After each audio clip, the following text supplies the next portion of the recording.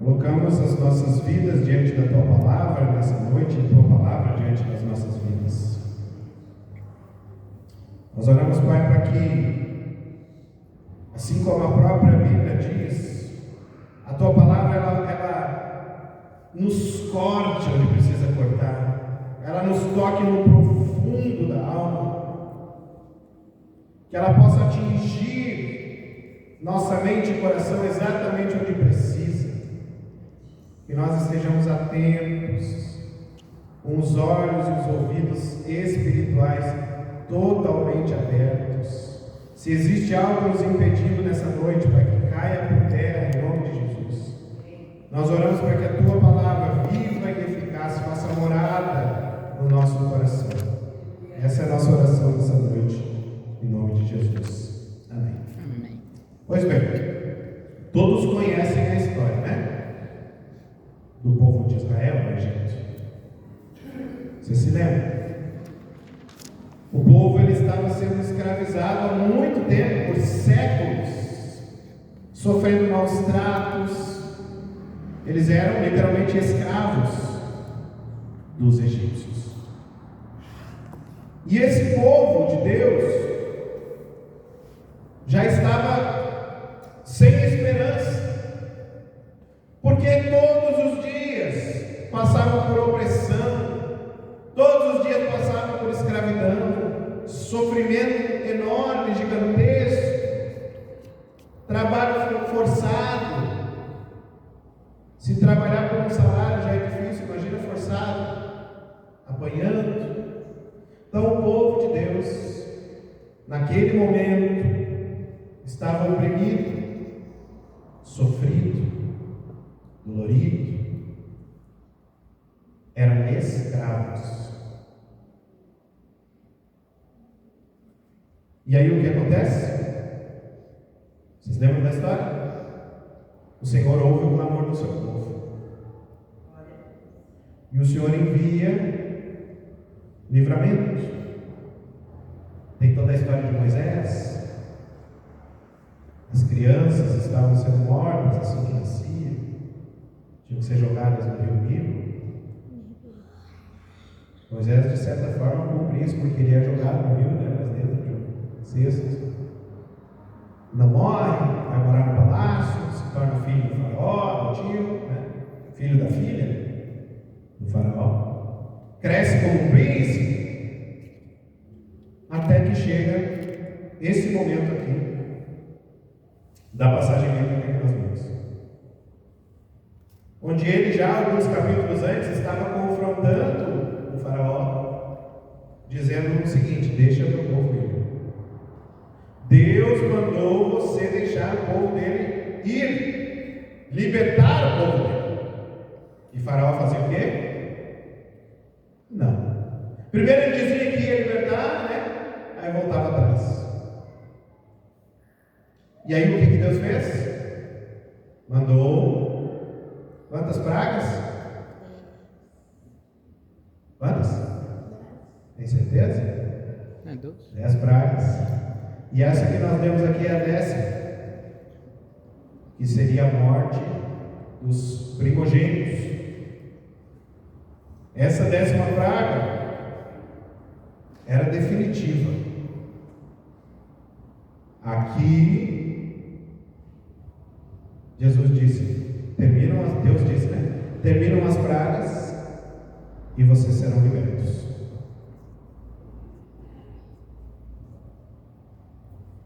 Mas pensa comigo uma coisa. Antes de chegar a 10ª praga, teve a primeira, teve a segunda, teve a terceira, e até a 9ª. Perceba comigo quantas oportunidades Deus deu para que o faraó amolecesse o seu coração e obedecesse. 9 oportunidades, e todas elas, tanto o faraó quanto o seu povo, não quiseram se arrepender dos seus pecados. E aqui já fica uma aplicação para a nossa vida, né? Quanta oportunidade às vezes Deus está nos dando. Quantas vezes Ele está falando com a gente e a gente está negando, escolhendo desobedecer. O fato é que o faraó escolhe, e aí Deus diz assim no final, então, ok, vou permitir que vocês colham os frutos da desobediência de vocês, e esses frutos serão terríveis. Deus sempre cumpre com a sua palavra, não é verdade? Se Deus disse, Ele cumpre. Entretanto, ainda assim, no meio de toda essa desobediência, Deus ainda oferece um meio de livrar as pessoas de sofrer a consequência da praga. Qual que era o meio?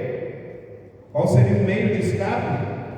Nós lemos no texto: cada família deveria matar o cordeiro sem defeito e aplicar o sangue nos umbrais, nas ombreiras, ao redor, no marco da porta. E onde houvesse a marca do cordeiro, o Senhor passaria e não haveria morte, não haveria tristeza, não haveria choro, haveria salvação. Então o sangue do cordeiro salvaria eles, livraria eles da morte do primogênito. E era de todo primogênito que houvesse na casa. Então seria o primogênito do dono, o primogênito dos empregados, o primogênito dos animais. E se o filho primogênito tivesse um filho primogênito, morreriam os dois, né?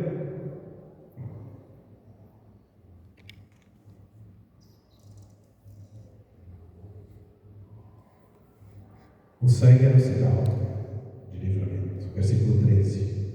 Quando eu vir o sangue, passarei, é a palavra que ele usa, passarei por vós. A palavra Páscoa vem desta palavra hebraica, pessar. Eu acho que eu coloquei isso aqui. Não me lembro. Não?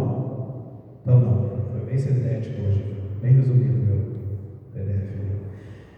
A palavra pessar, que é a palavra usada para Páscoa, né? Significa passagem, passar por cima. Depois desse acontecimento, depois que Deus passou por cima e que o sangue do cordeiro livrou da morte aqueles que tinham a marca do sangue do cordeiro, então a Páscoa foi instituída pelos judeus como memória perpétua. O que significa algo perpétuo? Sempre. Devia ser lembrado para sempre. Sempre naquela data, os judeus deveriam se recordar do que aconteceu, do grande livramento que Deus deu para eles lá na gente. Aquilo era uma refeição simbólica para lembrá-los de algo tremendamente maravilhoso que Deus tinha feito por eles, assim como é a ceia do Senhor que a gente faz.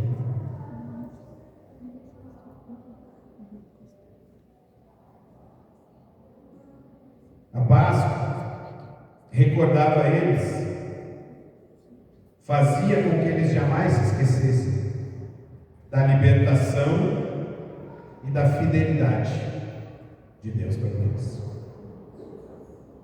Deus trabalha com memoriais, né? Ao longo da Bíblia você vai ver que várias vezes Deus faz as pessoas ou construírem um memorial, ou Ele institui rituais, símbolos, coisas para que as pessoas não se esquecessem do que Ele faz. E a Páscoa é um desses memoriais. Só que além do churrasco, tinha o pão e o chimarrão, né? Além do cordeiro, tinha o pão sem fermento e tinham as ervas amargas. E tudo isso, todos os elementos daquela ceia, serviam para lembrar de algo. O cordeiro lembrava do sangue que os livrou da morte. O pão, sem fermento, não coloquei essa parte também, não, né? O pão sem fermento simboliza você amassar um pão na pressa. Simboliza que você está com pressa, que você quer sair logo, correndo. Não dá tempo de fermentar. Não dá tempo de fazer todo aquele preparo. As irmãs aí que fazem pão muito melhor do que eu me atrevo a fazer pão às vezes, né? Demora, tem processos. Tem que amassar, sovar, depois tem que deixar esperar, crescer. Às vezes amassa de novo, deixa crescer de novo. Não tinha tempo. Deus disse: é rápido, é com pressa. Então, pão sem fermento. E cada ano, quando eles celebravam a Páscoa, pão sem fermento. Para quê? Lembrar de que eles tiveram que sair correndo às pressas. E as ervas amargas? Aquela saladinha que as crianças adoram comer. Para lembrar de como foi amargo aquele tempo de escravidão. Como era duro, assim como era duro de colher aquela erva. Difícil de comer. Eles se lembravam de que a vida de um escravo é uma vida amarga, uma vida difícil. Então eles se reuniam as famílias, Páscoa, e tinham todo esse ritual, toda essa celebração, esse momento. E sabe que eu estava conversando com a Thaís hoje na vida para cá. E a gente disse assim: quem sabe ano que vem, na sexta-feira, a gente não faz uma refeição dessa assim, juntos com a igreja, como família. Acho que vai ser um momento legal, né? A gente ter aquilo ali que eles tinham. Não porque a gente é judeu, já não é mais, mas um momento legal da gente relembrar sobre isso. É uma ideia para a gente ano que vem.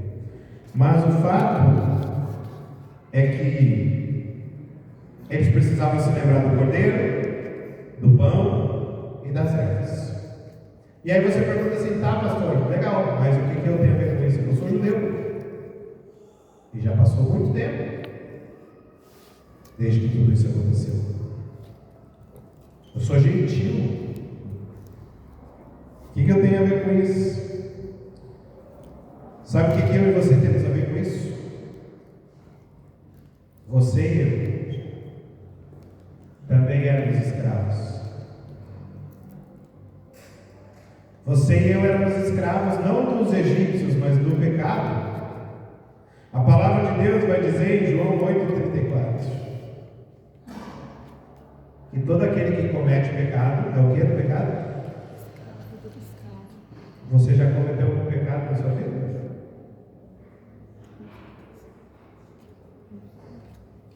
A palavra de Deus diz, afirma, que você e eu somos escravos do pecado. E assim como na história bíblica que nós temos, a nossa salvação também vem do sangue de um substituto. Mas não um que precisa ser morto todo ano, um que morreu de uma vez por todas para te dar salvação eterna. Jesus Cristo, o nosso Senhor, o Cordeiro sem defeito, aponta para a necessidade de pureza e de inocência para a nossa redenção. Nem você nem eu temos a pureza e a inocência necessárias para pagar pelos nossos próprios pecados. Por isso, Deus enviou seu Filho Jesus, o Cordeiro de Deus, que tira o pecado do mundo, para que Ele morresse no madeiro em nosso lugar e para que Ele nos libertasse da escravidão. Então nós não fomos salvos porque merecíamos. O Dr. Lloyd Jones, Martin Lloyd Jones, ele diz: Deus não olhou para dentro das casas para ver se as pessoas eram boas. Ele olhou para o sangue do Cordeiro, a única base para a salvação. Da mesma forma, quando Deus olha para a sua vida, Ele procura pela marca do Cordeiro, o sangue do Cordeiro que tira o pecado do mundo. E se você tem Jesus Cristo como seu Senhor e Salvador único e suficiente, quando Ele olha para você, Ele vê Jesus. E para Jesus Ele diz: esse é meu filho amado, que muito me dá alegria, e quem me compraz, e quem tem muito prazer. O nosso Jesus, único e suficiente Salvador, santo para sempre, é o Cordeiro da nossa Páscoa. A gente pode até fazer o memorial daqueles, num sentido de ter a experiência de ver como é que era que eles faziam, mais ou menos. Mas a gente não precisa disso. A gente tem o nosso Cordeiro, Jesus. E o nosso memorial é outro, e depois a gente terá ceia do Senhor. Mas o fato é que o nosso Jesus, santo para sempre, morreu de uma vez por todas. E Ele é o nosso Cordeiro pascal. Ele é aquele que tira o pecado do mundo. Ele é aquele cujo sangue foi derramado e que marcou os umbrais das portas do nosso coração. E eu quero te convidar para a gente cantar uma canção agora, que tem a ver com essa parte da mensagem. E o título da canção é Santo para Sempre. Se você conhece, você pode cantar conosco.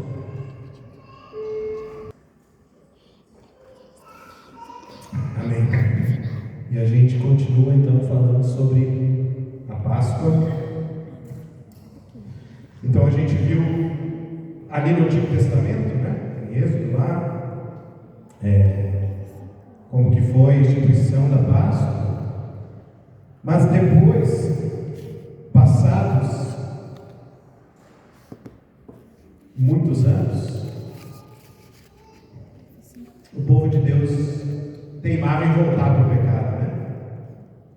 E aí Deus então ele fala através dos seus profetas, e ele anuncia a necessidade de um novo redentor, de um novo cordeiro, mas agora um que fosse definitivo.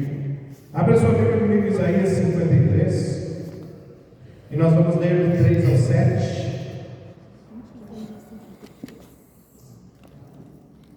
Isaías 53, do 3 ao 7.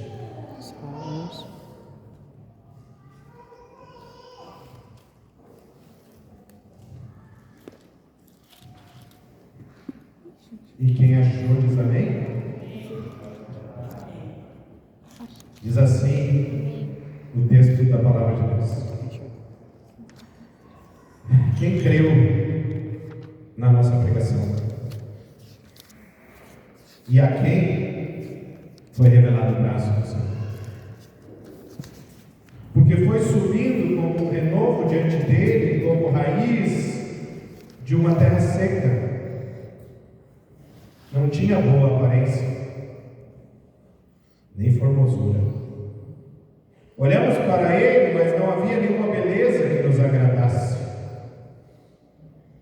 Era desprezado, o mais rejeitado entre os homens, homem de dores, que sabe o que é padecer. E como um de quem os homens esconderam o rosto, era desprezado, e dele não fizemos caso. Certamente ele tomou sobre si as nossas enfermidades, as nossas dores levou sobre si. E nós o considerávamos como aflito, ferido de Deus e oprimido. Mas ele foi traspassado por causa das nossas transgressões e esmagado por causa das nossas iniquidades. O castigo que nos traz a paz estava sobre ele, e pelas suas feridas fomos sarados. Todos nós andávamos desgarrados, como ovelhas. Cada um se desviava pelo seu próprio caminho, mas o Senhor fez cair sobre ele a iniquidade de todos nós. Ele foi oprimido e humilhado, mas não abriu a boca. Como cordeiro, foi levado ao matadouro. E como ovelha muda diante dos seus tosqueadores, ele não abriu a boca. Esse é o nosso Jesus. Às vezes as pessoas usam esse texto aqui, eu já vi alguém dizer que esse texto está falando que Jesus era feio. Mas esse texto faz referência à cruz. No momento da cruz ele estava muito feio mesmo. As pessoas desviavam os olhos dele porque foi algo terrível que Jesus passou. Ele levou sobre si as nossas iniquidades de toda a humanidade. E o interessante é que, depois daquela saída milagrosa do Egito, era de se esperar que o povo de Israel tivesse uma gratidão tremenda, na verdade. Depois de uma libertação tão grande, a gente imagina que aquele povo nunca mais voltaria a desobedecer, porque receberam ali um livramento, um milagre enorme. Mas se você continuar lendo a Bíblia depois da passagem que nós temos antes, você verá que na verdade logo depois, daquele grande milagre, daquele grande livramento, daquele grande acontecimento, logo depois o povo vira as costas para Deus. Porque nós somos assim, né, irmãos, ingratos. Ser humano é ingrato. Eles se esqueceram do que Deus tinha feito.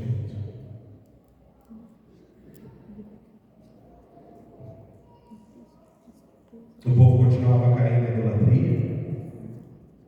O povo continuava a cair nos mesmos pecados de antes. O povo continuava a desobedecer a Deus, se rebelar contra Deus, negar a Deus, não querer Deus, não querer obedecer a Deus. E aí Deus começa a enviar então profetas que tinham uma palavra para dizer. E eles anunciavam que um novo libertador, uma nova libertação era necessária. Não uma libertação territorial, não uma libertação política, não uma libertação momentânea, mas uma libertação espiritual e eterna.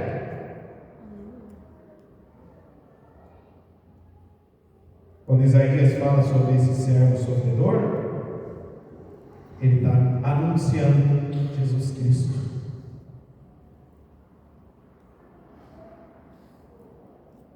Isaías descreve que o servo sofredor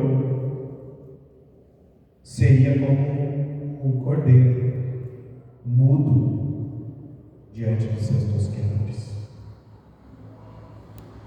Ele fala que, assim como aquele primeiro cordeiro derramou sangue para salvar os moradores daquela casa, Jesus Cristo derramaria seu sangue para salvar você e eu do pecado, para nos libertar do nosso Egito espiritual.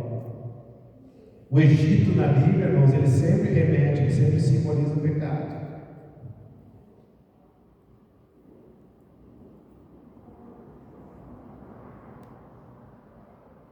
Então aqui Isaías está dizendo que o servo sofredor levaria sobre si as suas e as minhas dores para nos tirar do nosso Egito espiritual, pecado, para nos libertar. E Jeremias 31 profetiza uma nova aliança não escrita em pedras, mas nos nossos corações. A antiga aliança estava escrita em pedras, essa nova no coração é mais profunda. Você não obedece porque está escrito, você obedece porque está no seu coração.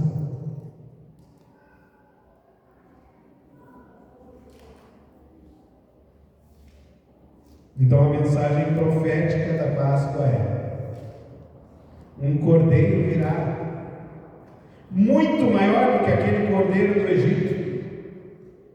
Esse cordeiro entregará a vida, derramará seu sangue, e a libertação que ele trará não vai ser momentânea, vai ser eterna.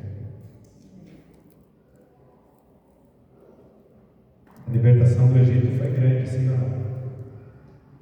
Mas foi temporária. A libertação que Cristo faz na nossa vida é definitiva. Lá no Egito, o pecado continuava separando o homem de Deus. Em Cristo, Ele nos perdoa do nosso pecado e Ele nos reconcilia com Deus. E se você realmente é salvo, isso é definitivo.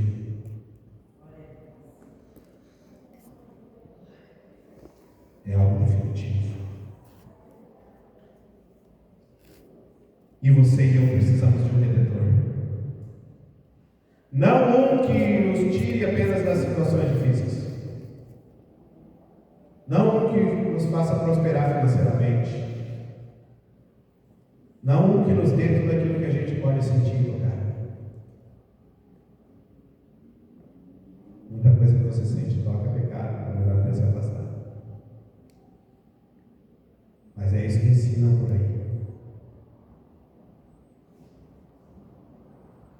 Esse nosso Cordeiro, ele veio para mudar o nosso coração, para mudar a nossa natureza, porque a gente precisava, como diz o Marcos Lucado, de um transplante de coração.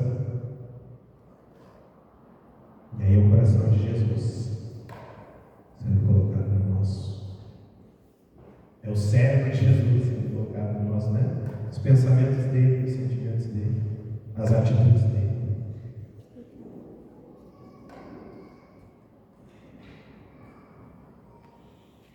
O Antigo Testamento, diz Agostinho de Hipona, pode colocar para nós? Coloca para nós a citação que tem ali. Agostinho de Hipona diz: o Antigo Testamento é o Evangelho velado, o Novo Testamento é o Evangelho revelado.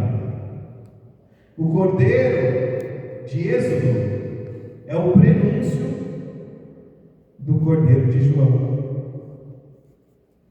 que tira o pecado do mundo. Então, apesar do grande livramento, do grande milagre, da grande situação maravilhosa que o povo de Israel passou, a memória deles era curta. E mesmo que eles comemorassem a Páscoa todo ano, eles não estavam lembrando o que Jesus tinha feito por eles, que Deus tinha feito por eles, né? Jesus, aquele cordeiro simboliza Jesus, mas ainda não é. Eles não lembravam o que Deus tinha feito por eles, eles se esqueciam. A memória deles era curta. Eles viravam as costas e voltavam para o pecado. E sabe, meus irmãos, esse povo de Israel simboliza a gente. Você e eu, quando a gente se esquece de Deus, vira as costas para Ele, escolhe voltar para o pecado, escolhe voltar para a mesma vida de antes, escolhe desobedecer. A gente precisa sempre estar lembrando e voltar. Acho até por isso que Jesus mandou a gente celebrar a ceia sempre, né? Para a gente lembrar, não esquecer, recordar. A gente vai cantar mais uma canção.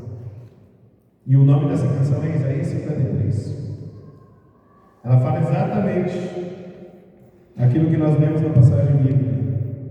Se não todas as palavras, mas muito parecido. Eu queria que você prestasse atenção nessa letra. Se você não conhece, se você conhece, canta junto. E deixa Deus falar contigo. Depois a gente tem mais uma parte da nossa palavra. Amém? Isaías 53 lembrou que precisava de um redentor. E a terceira parte dessa mensagem sobre a Páscoa, pode passar, é o cumprimento dela. A Páscoa é cumprida no Cordeiro de Deus. João 1, 29. Abre a sua Bíblia. João, Evangelho de João, capítulo 1, verso 29. Aqui, nós vemos aquela passagem clássica, né? Quando João Batista vê Jesus. E aí ele declara, quem achou? O que ele diz? Eis, que faz o quê? Que tira o pecado do mundo. Eis o Cordeiro de Deus, que tira o pecado do mundo. João Batista aponta para Jesus com palavras reveladoras. Ele diz: este é aquele que Isaías e que os profetas anunciaram. Eis aí, lá vem ele, aí está o Cordeiro, esse é o Cordeiro de Deus, é ele, é para ele que vocês devem olhar. O interessante é que João Batista não queria fama para ele, João Batista apontava para Jesus. João Batista não queria ficar famoso, ser importante, não queria aplausos, não queria. Ele queria apontar para Jesus. E hoje em dia, a gente vê muitas pessoas que querem apontar para si mesmas, muitos pregadores, muitas pessoas famosas, que ao invés de apontar para Jesus, querem: olha para mim, me aplaudam, me elogiem. E João aponta para Jesus e ele fala: eis o Cordeiro. E Jesus foi morto quando? Na Páscoa. Jesus foi morto na Páscoa. Enquanto havia um cordeiro sendo sacrificados e assados nas casas, no templo,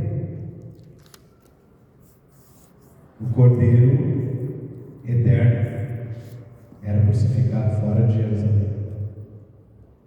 Enquanto lá em Jerusalém as pessoas ainda queriam aquela maneira antiga de se relacionar com Deus, o próprio Deus estava fornecendo para eles uma nova e definitiva.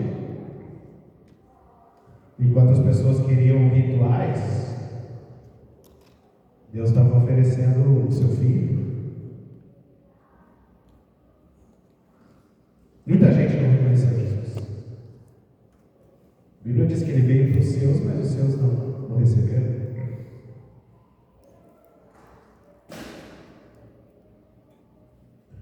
E diferente do Cordeiro do Egito,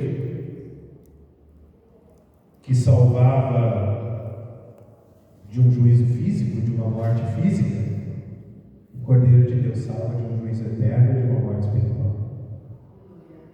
A salvação dele é eterna. Outro dia a gente estava estudando no nosso estudo lá de novos membros sobre vida eterna, né? Aí eu perguntei para eles: o que significa eterno? Até quando dura? Para sempre. Se Deus te deu a vida eterna, Ele te deu para sempre. Não porque você merecesse, não porque você era bonito, rico, bem-sucedido, mas por causa do Filho dele, que se entregou em nosso lugar. A cruz é o novo êxodo. O povo sendo libertado da escravidão. O povo sendo conduzido à liberdade. O povo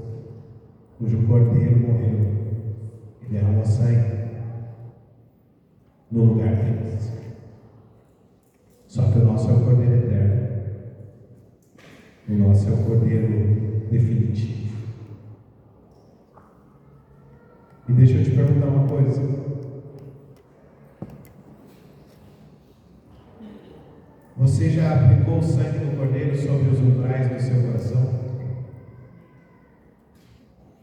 Você já recebeu o Senhor Jesus Cristo como teu único e suficiente Salvador? Você já fez isso?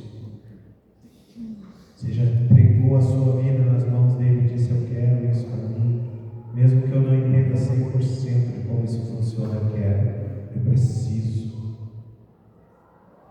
Eu me sinto escravizado em mim mesmo, nas minhas decisões, nas minhas atitudes, nas minhas palavras, nas minhas más escolhas.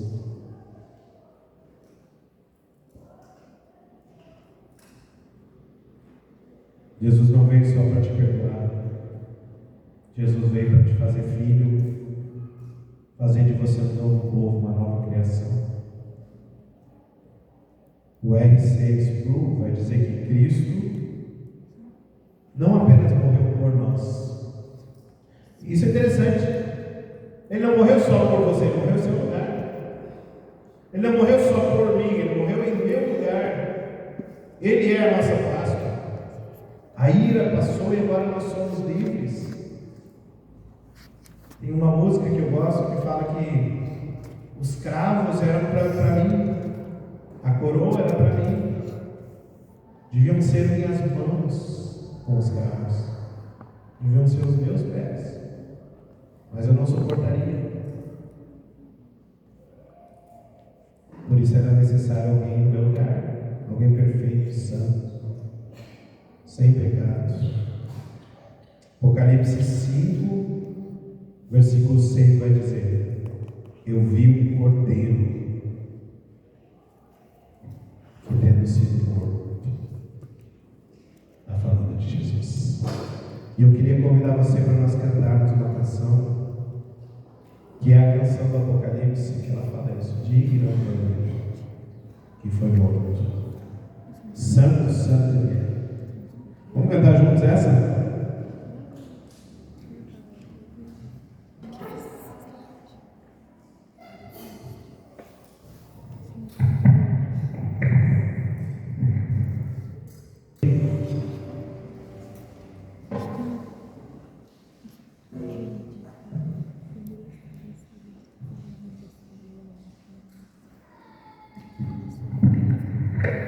E para terminar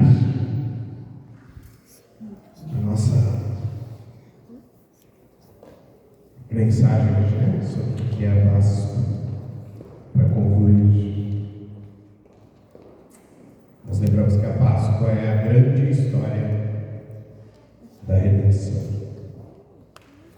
No Egito, nós vemos o tipo, aquilo que a gente chama de tipo de Cristo, ou seja, o símbolo daquilo que viria lá em Êxodo. Aquilo tipifica Jesus, é algo que simboliza Jesus Cristo. Nos profetas nós ouvimos a promessa de Isaías, de Jeremias e outros. No Calvário nós vemos o cumprimento da promessa, Jesus Cristo morrendo no nosso lugar. Em Jesus a morte passou. Em Jesus a escravidão acabou. Em Jesus a vida eterna começou. E começou, ela não começa só quando a gente morrer e vai para o céu. Ela começou.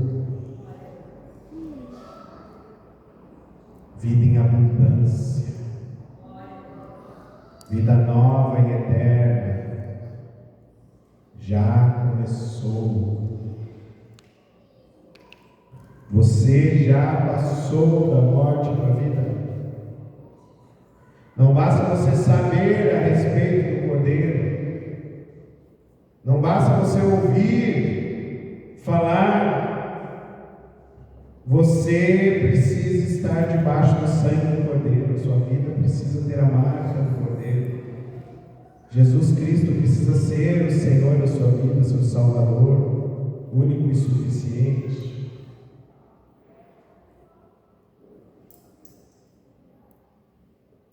Vamos orar? Feche seus olhos, baixa a sua cabeça.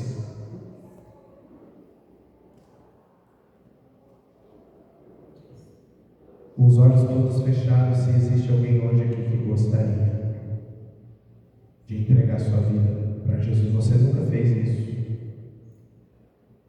mas você gostaria de fazer. Se houver alguém aqui hoje que precisa fazer isso, me faz um sinal, que eu quero ver, eu quero orar para você. Existe alguém que nunca fez isso, mas gostaria de fazer? Eu quero ser de Jesus, eu quero ter a marca de um Cordeiro na minha vida. Não há? Então nós vamos orar. Senhor Jesus, obrigado, Pai, porque Jesus é o nosso Cordeiro pascal. Que a gente nunca perca de vista, Pai, o tão grande milagre que o Senhor fez por nós naquela cruz.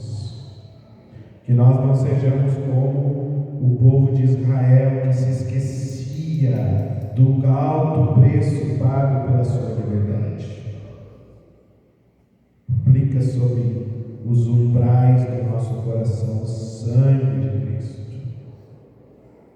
Dá-nos uma nova vida em Ti, Senhor. Se existe alguém aqui hoje que mesmo já tendo feito uma oração como essa, ainda não entregou de fato a sua vida a Jesus, eu oro, Pai, para que o Senhor visite a vida dessa pessoa nesse momento. Se há alguém aqui hoje nessa situação, em nome de Jesus, amém. Na Páscoa celebrou a ceia, aquela ceia com os seus discípulos, mas ele também disse que aqueles discípulos e os que viriam depois dele deveriam fazer sempre aquele momento em memória dele, anunciando o nome dele até que ele volte. E por isso que todos os meses nós aqui na igreja celebramos a ceia do Senhor. A ceia do Senhor é um memorial para que a gente não se esqueça de nenhum dos benefícios, de nenhuma das bênçãos do nosso Deus. E hoje nós faremos a ceia de uma forma diferente. Deixa eu chegar perto. Eu pedi para as irmãs que comprassem esse pão mais parecido com o deles lá. E aí, eu quero convidar você vai sair do seu lugar. E hoje, diferente das demais ceias, onde a gente faz só para os membros, hoje eu quero convidar todo mundo que estiver aqui. Hoje você vai partilhar conosco dessa ceia. E nesse momento a gente vai lembrar daquilo que Jesus fez por nós. E nesse momento você vai louvar a Deus por isso. E nesse momento